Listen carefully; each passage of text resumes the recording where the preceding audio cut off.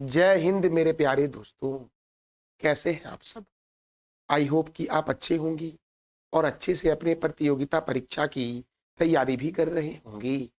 तो आज है 29 मई 2025 और आज के जितने भी महत्वपूर्ण करंट अफेयर्स होंगी और स्टैटिक जीके होंगी, वो सभी हम इस वीडियो में डिस्कस करेंगे।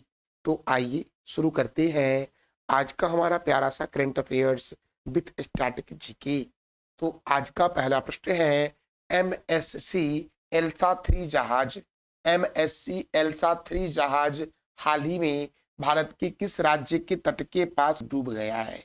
एमएससी एल्सा 3 जहाज हाल ही में भारत के किस राज्य के तट के पास डूब गया है? तो इसका राइट आंसर बोलोगे सर बी नंबर वाला हो जाएगा, केरल के तट के पास डूब गया है। कौन सा जहाज है मेरे प्यारे बच्चों? तो बोलोगे एमएससी एल्सा 3। अब मेरे प्यारे बच्चों केरल के पास डूबा है, तो केरल के बारे में तो हम जानेंगे ही। सबसे पहले मेरे प्यारे बच्चों तमिलनाडु।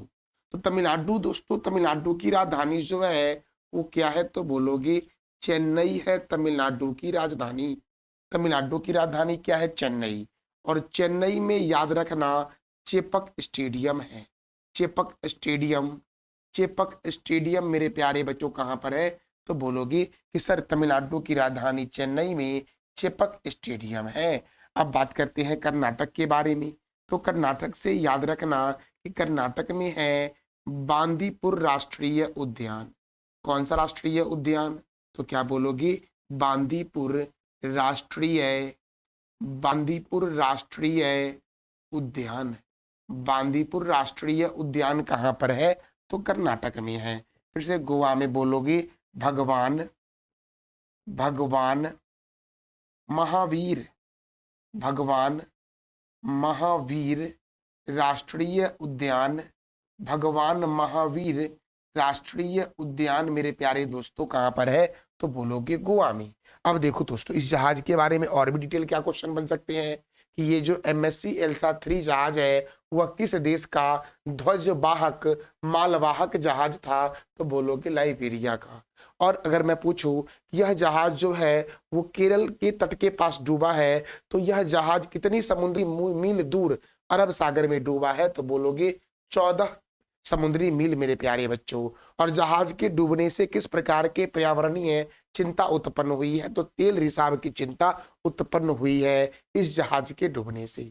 अब ये जो एमएससी एल्सा 3 जहाज है वो केरल से करीबन 14 नॉटिकल मील में जाकर डूब गया है। तो केरल से क्या क्या प्रश्न बन सकते हैं? तो देखो मेरे प्यारे बच्चों, केरल की राजधानी है तिरुवनंतपुरम। केरल के मुख्यमंत्री हैं पिनरई विजयन और केरल के गवर्नर हैं राजेंद्र विश्वनाथन आलेरकर। केरल में राज्यसभा सीट है 9। कितना राज्यसभा सीट है? 9। और लोकसभा सीट कितना है? तो बोलोगे कि केरल में राज्यसभा सीट दोस्तों 9 है और लोकसभा सीट 20 है। देखो पंपा सिंचाई परियोजना केरल में है। केरल का उपनाम है मसालों का शहर और केरल का प्रमुख त्योहार है ओणम मेरे प्यारे बच्चों। अरब सागर की रानी और पूर्व का वेनिस के नाम से केरल के कोच्चि शहर को जानते हैं।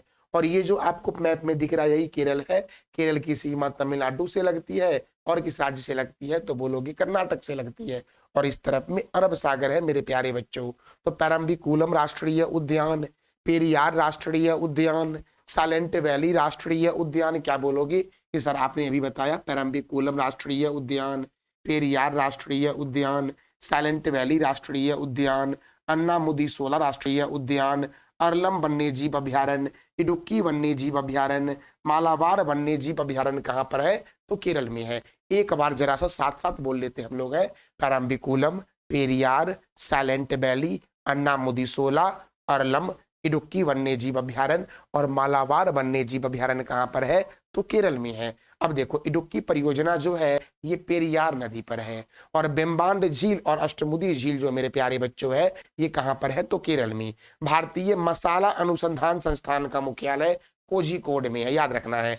भारतीय मसाला अनुसंधान संस्थान का मुख्यालय कहाँ पर है? तो कोझिकोड में है। तो फिर से एक बार नेशनल पार्क रिवीजन कर लो, बोलो जरा सा। पेरम्बिकुलम राष्ट्रीय उद्यान, पेरियार राष्ट्रीय उद्यान, साइलेंट वैली राष्ट्रीय उद्यान, अन्नामुदीसोला राष्ट्रीय उद्यान, अरलम वन्यजीव अभ्यारण्य, इडुक्की वन्य जीव अभयारण्य और मालाबार वन्य जीव अभयारण्य कहाँ पर है, तो बोलोगे केरला में है। और केरल दोस्तों, केरल की राजधानी क्या है, तिरुवनंतपुरम, और केरल में ही पंपा सिंचाई परियोजना है, पंपा नदी पर। अगला प्रश्न है, भारत की कॉफी राजधानी के रूप में किसे जानते हैं, तो भारत की कॉफी राजधानी के रूप में कर्नाटक के चिकमंगलुरु को जानते हैं। भारत की कॉफी राजधानी के रूप में कर्नाटक के चिकमंगलुरु को जानते हैं। अब मेरे प्यारे बच्चों, कर्नाटक के चिकमंगलुरु को जानते हैं, तो देखो जोरहट जो है ना मेरे प्यारे बच्चों, ये असम में है, याद रखना। जोरहट कहाँ पर है, तो क्या बोलोगे कि सर असम में है जोरहट। अगर राजमुंदरी के बारे में पूछे तो राजमुंदरी बोलोगे कि सर राजमुंदरी जो है ये आंध्र प्रदेश में है। राजमुंदरी कहाँ पर है, तो बोलोगे आंध्र प्रदेश में है। अगर मैं चिकमंगलुरु के बारे में पूछूंगा तो बोलोगे सर चिकमंगलुरु जो है ना ये कर्नाटक में है। कहाँ पर है, कर्नाटक में। अगर मैं शिमला के बारे में पूछूंगा तो शिमला के बारे में बोलोगे सर हिमाचल प्रदेश में शिमला है। शिमला कहाँ है, तो हिमाचल, हिमाचल प्रदेश, हिमाचल प्रदेश में शिमला है मेरे प्यारे बच्चों। अब देखो तो असम जो है दोस्तों, असम का जोरहट जो है यहाँ पर केंद्रीय चाय अनुसंधान संस्थान है।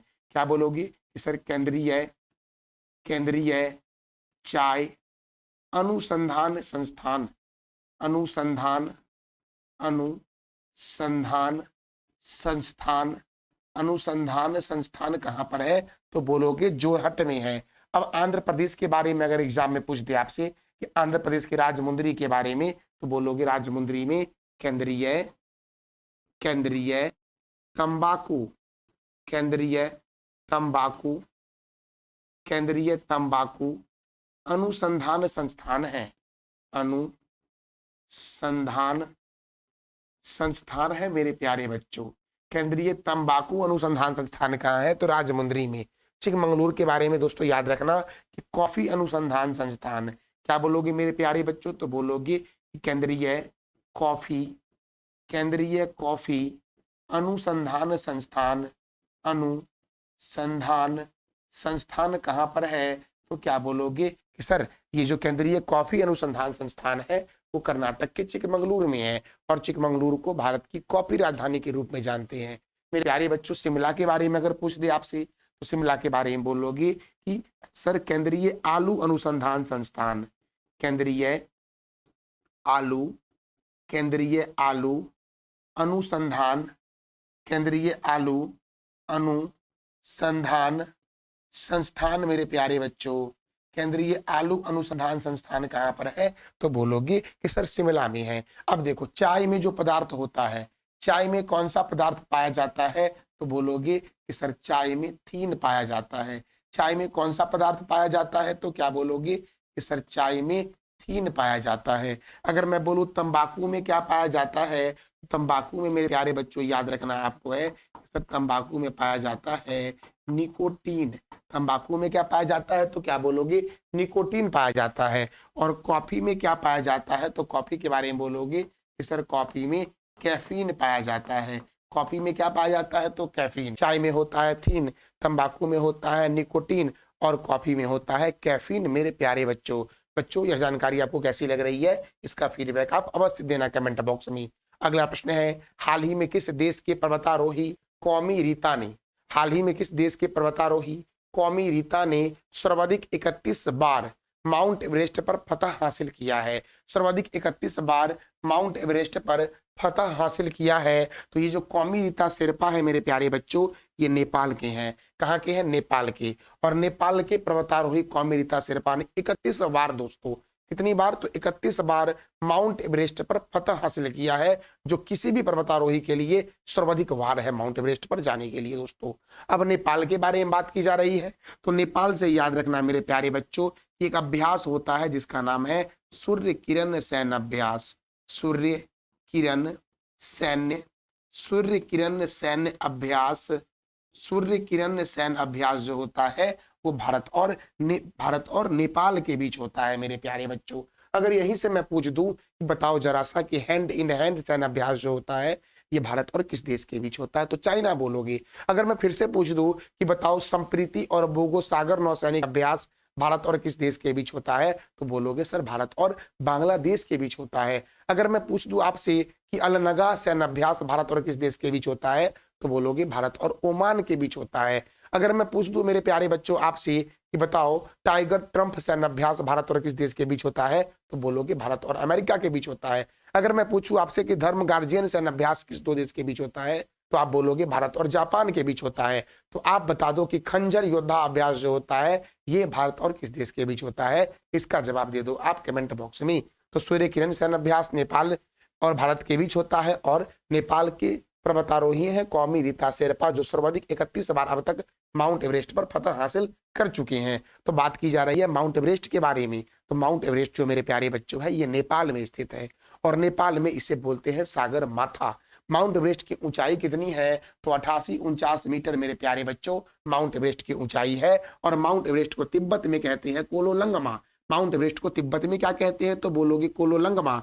और नेपाल में इसे क्या कहते हैं, सागर माता। इसे पृथ्वी का तीसरा ध्रुव भी कहते हैं, और इसे चोटी 15 भी कहते हैं। चोटी कर लेना, इसे चोटी 15 भी कहते हैं। तो नेपाल में इसे क्या कहते हैं, सागर माथा। तिब्बत में क्या कहते हैं, माउंट एवरेस्ट को कोलोलंगमा कहते हैं, और इसे चोटी 15 और पृथ्वी का तीसरा ध्रुव के नाम से भी जानते हैं। देखो दुनिया की सबसे ऊंची चोटी जो है वो माउंट एवरेस्ट ही है, जो नेपाल में स्थित है। माउंट एवरेस्ट पर जाने वाले प्रथम व्यक्ति का नाम था एडमंड हिलेरी और तेंजिंग नोर्गे। और एडमंड हिलेरी जो थे मेरे प्यारे बच्चों ये न्यूजीलैंड के थे।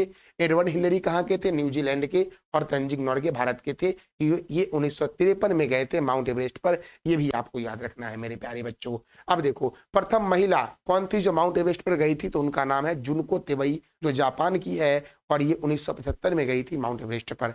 अब देखो प्रथम भारतीय महिला कौन है माउंट एवरेस्ट पर जाने वाली, तो बोलोगे बिचंद्री पाल, जो 1984 में गई थी। अब देखो माउंट एवरेस्ट पर चढ़ने वाली सीआईएसएफ की पहली महिला अधिकारी कौन बनी, तो गीता सामोता बनी है माउंट एवरेस्ट पर जाने वाली सीआईएसएफ की पहली महिला अधिकारी मेरे प्यारे बच्चों। अच्छा सीआईएसएफ का हेडक्वार्टर कहाँ है, इसकी स्थापना कब हुई थी, इसका जवाब दे दो आप कमेंट बॉक्स में मेरे प्यारे बच्चों। तो बच्चों देखो हमारा अगला प्रश्न है, कर्नाटक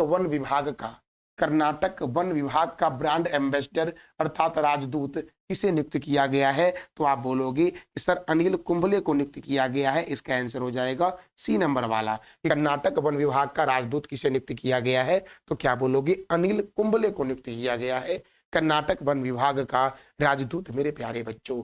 बच्चों देखो विश्व मुक्केबाजी कप 2025 का आयोजन कहाँ हुआ, तो विश्व मुक्केबाजी कप 2025 का आयोजन हुआ ब्राजील में। और ब्राजील के कहवा भाग को फेजेंडा कहते हैं। पूछा गया एग्जाम में है कि ब्राजील के कहवा भाग को क्या कहते हैं, फेजेंडा। और विश्व मुक्केबाजी कप 2025 का आयोजन जो हुआ है वो ब्राजील में हुआ है। और भारत ने इस विश्व मुक्केबाजी कप 2025 में कुल 6 पदक जीता है। अब ब्राजील में हुआ है मेरे प्यारे बच्चों, तो ब्राजील की राजधानी है ब्रासिलिया। ब्राजील के प्रेसिडेंट कौन है, तो बोलो लूला। कौन है, लूला डा सिल्वा। याद रह जाएगा आपको, ब्राजील के प्रेसिडेंट कौन है, लूला डा सिल्वा। और ब्राजील की करेंसी क्या है, तो ब्राजीली रियाल है ब्राजील की करेंसी मेरे प्यारे बच्चों।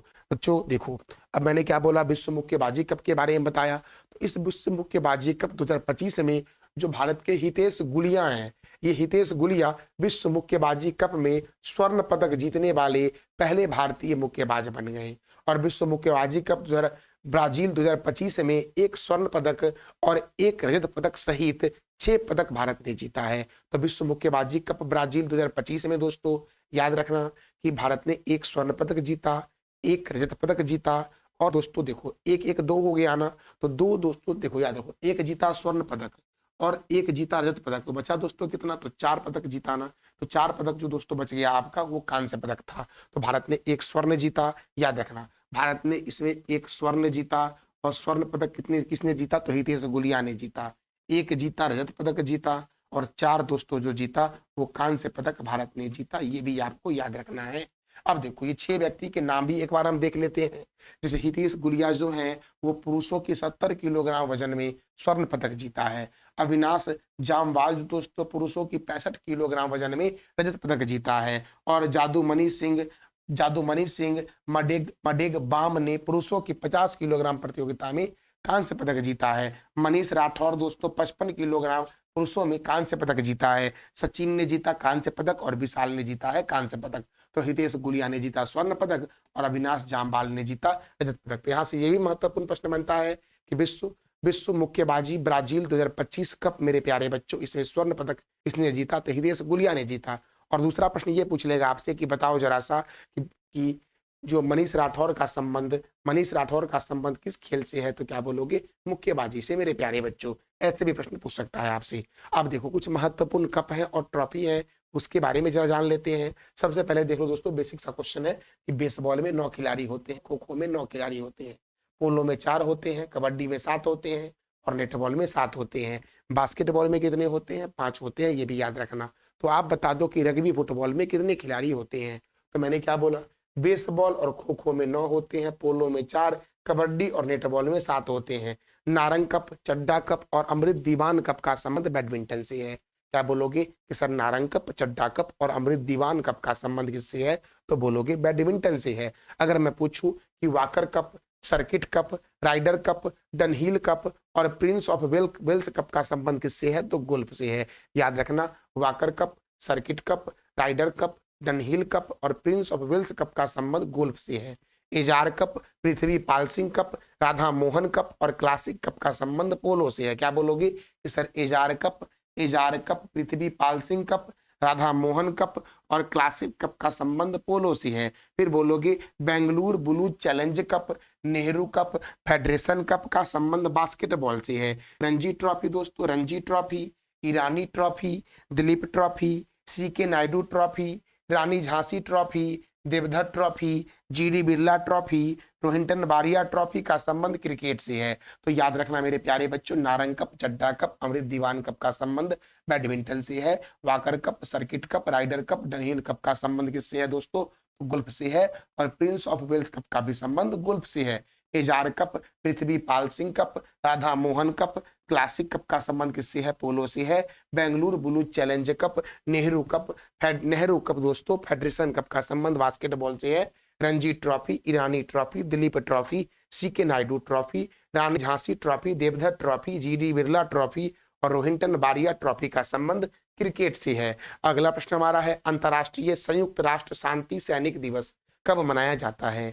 अंतर्राष्ट्रीय संयुक्त राष्ट्र शांति सैनिक दिवस कब मनाया जाता है? तो आप बोलोगे मेरे प्यारे बच्चों कि सर 29 मई को मनाया जाता है। कब मनाया जाता है? 29 मई को। और देखो, अब अंतर्राष्ट्रीय संयुक्त राष्ट्र शांति सैनिक दिवस ना, तो संयुक्त राष्ट्र यह दिवस मनाता है जिसको बोलते हैं यूनाइटेड नेशन। और इस यूनाइटेड नेशन का हेडक्वार्टर जो है वो न्यूयॉर्क में है। और इसके सेक्रेटरी जनरल कौन है? एंटोनियो गुटेरस, जो पुर्तगाल के हैं। तो आप बता दो कमेंट बॉक्स में कि संयुक्त राष्ट्र के पहले महासचिव कौन थे? अब देखो मैंने क्या बोला कि देखो संयुक्त राष्ट्र का हेडक्वार्टर कहाँ है? न्यूयॉर्क में।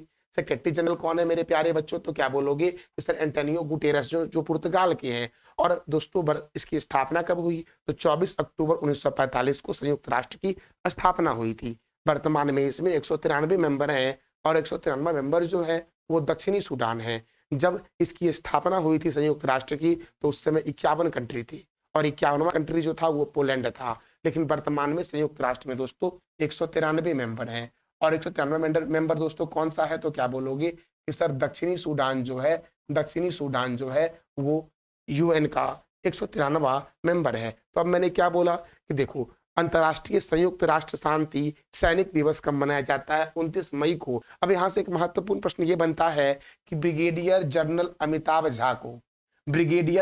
अमिताभ झा और हवलदार संजय सिंह को अंतर्राष्ट्रीय संयुक्त राष्ट्र शांति सैनिक दिवस के अवसर पर मरणोपरांत डैग हैमरशोल्ड पदक से सम्मानित किया जाएगा। ये यहाँ से महत्वपूर्ण प्रश्न बनता है कि आपसे पूछा जाएगा कि अंतर्राष्ट्रीय संयुक्त राष्ट्र शांति सैनिक दिवस जो 29 मई को मनाया गया, इस दिवस के दौरान किस भारतीय को डैग हैमरशोल्ड पुरस्कार से सम्मानित किया गया था? तो बोलोगे ब्रिगेडियर जनरल अमिताभ झा को और हवलदार संजय सिंह को मरणोपरांत सम्मानित किया गया था। तो मेरे प्यारे बच्चों मैंने क्या बोला कि 29 मई को कौन सा दिवस मनाया गया? तो बोलोगे अंतर्राष्ट्रीय संयुक्त राष्ट्र शांति सैनिक दिवस। अब देखो तो मई महीने में अब तक कौन कौन से महत्वपूर्ण दिवस मनाए गए हैं?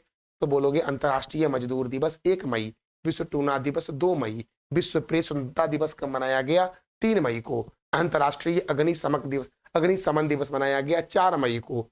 विश्व हास्य दिवस 4 मई, कोयला खनिक दिवस 4 मई, विश्व हाथ स्वच्छता दिवस 5 मई, अंतर्राष्ट्रीय दाई दिवस 5 मई, विश्व पुर्तगाली भाषा दिवस 5 मई और विश्व अस्थमा दिवस 6 मई को मनाया जाता है। अंतर्राष्ट्रीय नो डाइट डे 6 मई, विश्व एथलेटिक्स दिवस 7 मई, विश्व थैलीसीमिया दिवस 8 मई, यूरोप दिवस 9 मई, रेड क्रॉस दिवस 8 मई, महाराणा प्रताप जयंती 9 मई को मनाया गया, विश्व ल्यूपस दिवस 10 मई को मनाया जाता है, राष्ट्रीय प्रौद्योगिकी दिवस 11 मई, अंतर्राष्ट्रीय नर्स दिवस 12 मई, अंतर्राष्ट्रीय पौधा स्वास्थ्य दिवस कब मनाया गया है, तो 12 मई को मनाया गया है। विश्व कॉकटेल दिवस कब मनाया गया मेरे प्यारे बच्चों, तो 13 मई को मनाया गया है विश्व कॉकटेल दिवस। राष्ट्रीय शालीनता दिवस मनाया गया 14 मई को, और अंतर्राष्ट्रीय परिवार दिवस कब मनाया गया, तो 15 मई को मनाया गया है। देखो दोस्तों, राष्ट्रीय डेंगू दिवस कब मनाया गया, तो 16 मई को मनाया गया है। अंतर्राष्ट्रीय प्रकाश दिवस मनाया गया 16 मई को।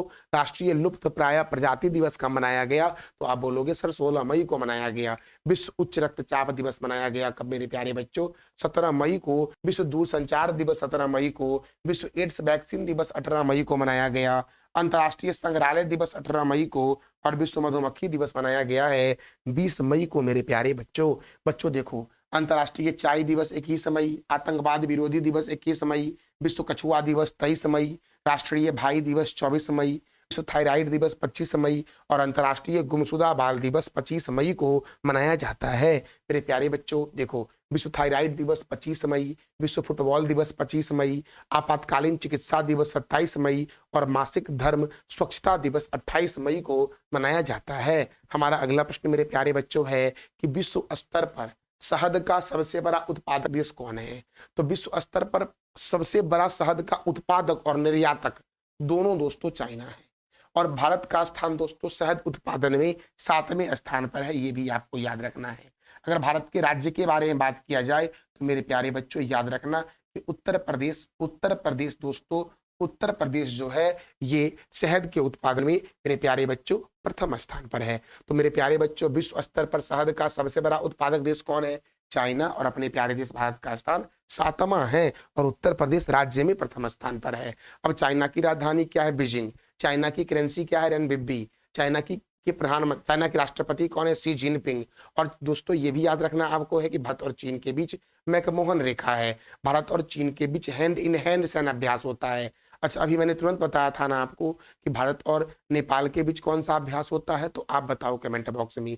ग्लोबल हंगर इंडेक्स 2024 में प्रथम स्थान पर कौन है, तो चीन है। दुनिया की सबसे बड़ी एक्सप्रेसवे सुरंग चीन में बनी है, जिसका नाम है सैंगली सुरंग मेरे प्यारे बच्चों। तो आइए अगले प्रश्न की ओर बढ़ते हैं। अगला प्रश्न है, हाल ही में किस बोर्ड ने अपने स्कूल में शुगर बोर्ड बनाने के निर्देश जारी किए हैं। हाल ही में किस बोर्ड ने अपने स्कूल में शुगर बोर्ड बनाने के निर्देश दिए हैं, आप बोलोगे कि सर सीबीएसई ने दिया है। किसने दिया है, तो क्या बोलोगे कि सर सीबीएसई ने यह निर्देश दिया है।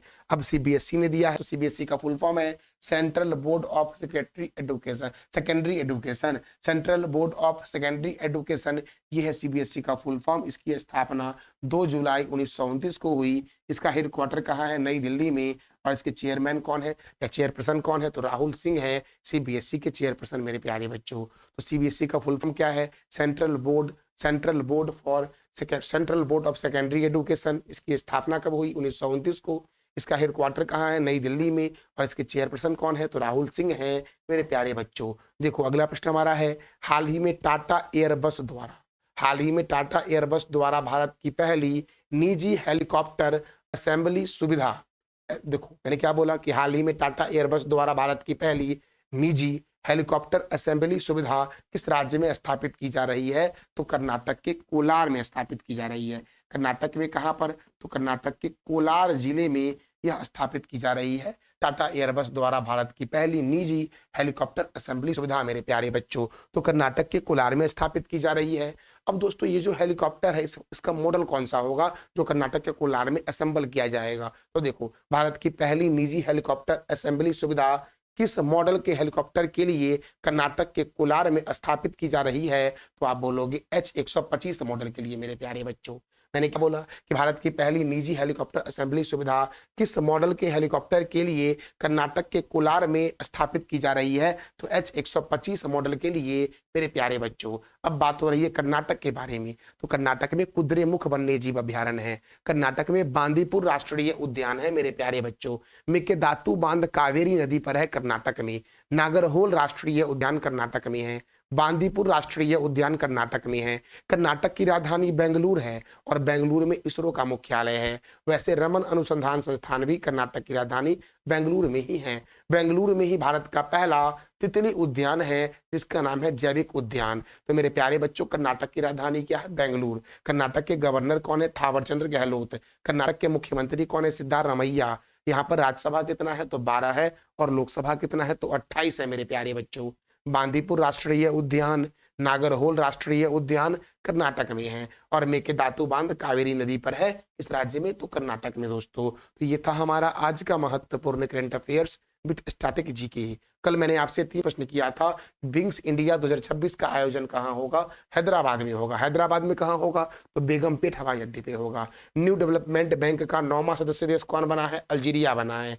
दुनिया की पहली ह्यूमनॉइड रोबोट बॉक्सिंग प्रतियोगिता कहाँ आयोजित की हुई है? तो चाइना में हुई है। उसके बाद दोस्तों आज का आपका 3 प्रश्न है कि 100% रेल विद्युतीकरण वाला राज्य कौन बना है? मासिक धर्म स्वच्छता दिवस कब मनाया गया है? और किस राज्य ने अंतरिक्ष औद्योगिक नीति की शुरुआत की है? तो इस तीनों प्रश्नों का जवाब देना है आपको कमेंट बॉक्स में।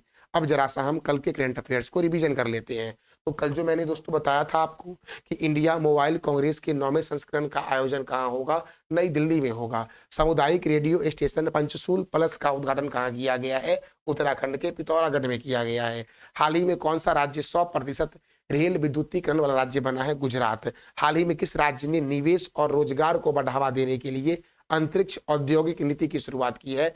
तमिलनाडु ने। विज्ञान और प्रौद्योगिकी नवाचार 2025 में कौन सा राज्य प्रथम स्थान पर है? तो कर्नाटक है प्रथम स्थान पर। भारतीय उष्णकटिबंधीय मौसम विज्ञान संस्थान द्वारा उच्च रिजोल्यूशन वाली मौसम पूर्वानुमान प्रणाली BFS लॉन्च किया गया है। तो भारतीय उष्णकटिबंधीय मौसम विज्ञान संस्थान का मुख्यालय कहाँ है? पुणे में है। और पुणे में नीरज चोपड़ा स्टेडियम भी है मेरे प्यारे बच्चों। उसके बाद मैंने बताया था कि हाल ही में भारत सरकार के द्वारा समुद्र तट रेखा की लंबाई को 7,516.6 किलोमीटर से बढ़ाकर कितना कर दिया गया है? तो 11,098.8 किलोमीटर कर दिया गया है। मासिक धर्म स्वच्छता दिवस कब मनाया जाता है? तो 28 मई को मनाया जाता है मेरे प्यारे बच्चों। देखो, हाल ही में किस राज्य की नागशंकर मंदिर कछुआ संरक्षण के लिए आदर्श मंदिर नामित किया गया है? तो असम। और असम में काजीरंगा राष्ट्रीय उद्यान है जो एक सींग वाला गेंडा के लिए प्रसिद्ध है। एक सींग वाला गेंडा के लिए भारत का 2 राज्य असम और पश्चिम बंगाल प्रसिद्ध है मेरे प्यारे बच्चों। तो ये था हमारा आज का महत्वपूर्ण current affairs with static GK. इस वीडियो का PDF आपको टेलीग्राम पर मिलेगा जिसका लिंक वीडियो की डिस्क्रिप्शन बॉक्स में है। थैंक यू सो मच मेरे प्यारे बच्चों।